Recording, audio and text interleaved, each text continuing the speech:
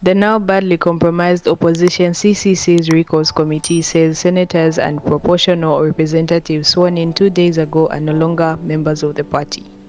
Welcome back to Zim News Live YTS, where we give you latest updates about what's transpiring in Zimbabwe.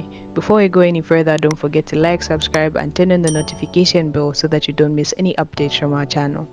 It has written to Senate President Mebo Chinomona asking her to remove them the same way they did to their recalled elected predecessors. The committee no longer has within its ranks Secretary General Sengezo Chabangu, whom it says has now been suspended. However, Chabangu was also sworn in as a senator 2 days ago. He received an applause from ZANU-PF senators, with Chinomona appearing pleased with him. Chabangu has given ZANU-PF a 2/3 parliamentary majority in the National Assembly lower house on a silver platter. However, the ruling party does not have a 2/3 majority in Senate.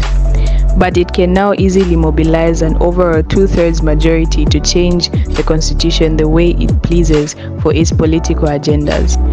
The move presents a litmus test to Chinomona and relevant institutions given the precedent to remove them in line with what they did to then Nelson Chamisa led party with help from Parliament.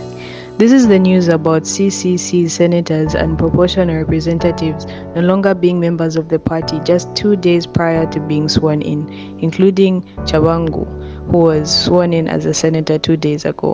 Let us know what you think in the comment section down below, and don't forget to subscribe, like and turn on the notification bell so that you don't miss any updates from our channel.